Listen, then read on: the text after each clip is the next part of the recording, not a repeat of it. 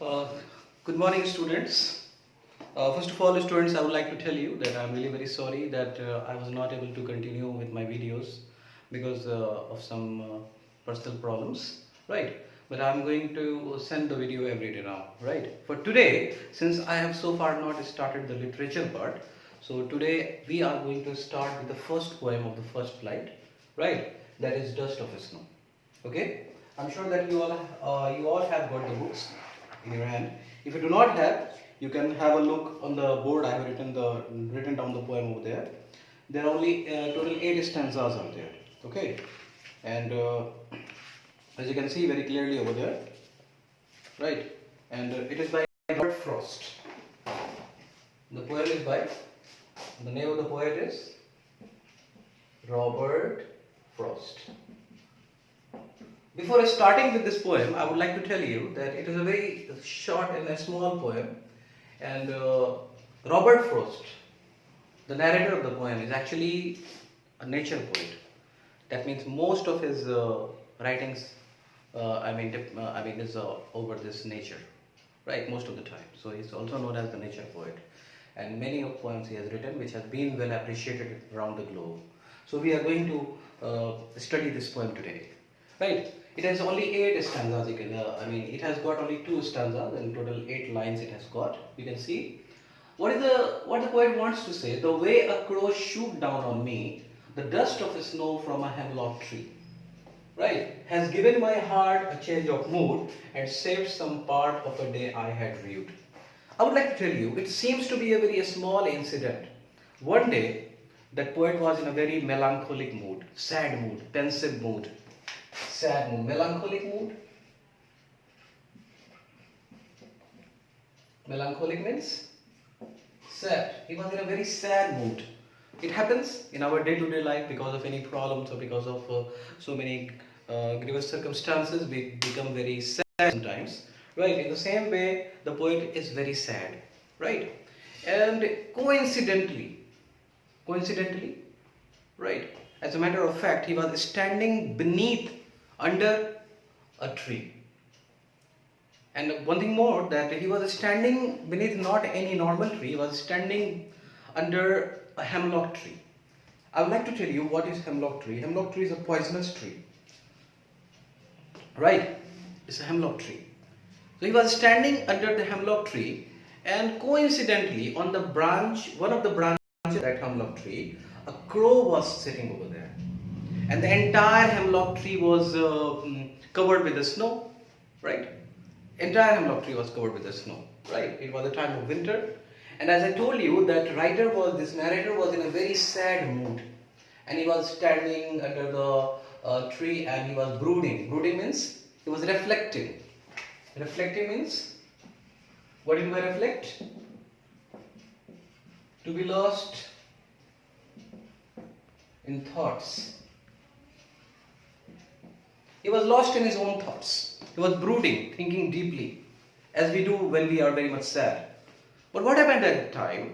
That a small incident happened. It seems to be a very small incident. What happened? The crow, which was sitting on one of the branches of the hemlock tree, he shook his head. And as a result, when he shook his head, what happened? The tree was already covered with the snow. So very fine small particles, right, it dropped from the tree onto the poet. And what happened as a result? He was in a very deep thinking. He was in a very sad mood. So when the dust particles fell onto the poet, he was totally jerked. It gave his mood a jerk. That means he was disturbed, in a sense, I can say. He was disturbed from his brooding, and all of a sudden he got a jerk, and his mood changed. His mood changed. And why his mood changed? Because he got a shock because of the falling of the snow. Right? So here poet wants to say, so as the snow fell onto him, right, his mood got changed because of the shock he got because of the falling of the snow. So this very small incident caused a very good thing, brought a very good change inside the poet. right? It helped him, right, coming out of that pensive mood, sad mood, melancholic mood, right? So what he's telling that has given from a hemlock tree has given my heart a change of mood and saved some part of a day I had rued. Most of the part he had spent in thinking. Rued means I've already written over here, right? Spent in regret. See, he was in a sad mood, so most of the time of the day he had already spent in regret. कितना time है? 5:36. कितना? 5:36. अरे नहीं, 5:50. Okay, so most of the time he had spent his mood in thinking, as I told you, because he was not in a very good mood. He was in a grievous mood. He was in a very sad mood, melancholic mood, reflected, totally lost in his thoughts, totally lost in his own thoughts. Here, I would like to say that two things. What poet wants to say? Poet wants to say that smallest things of nature has got a great significance. Has got a great significance. If I consider two characters over here, crow. Crow is considered to be inauspicious.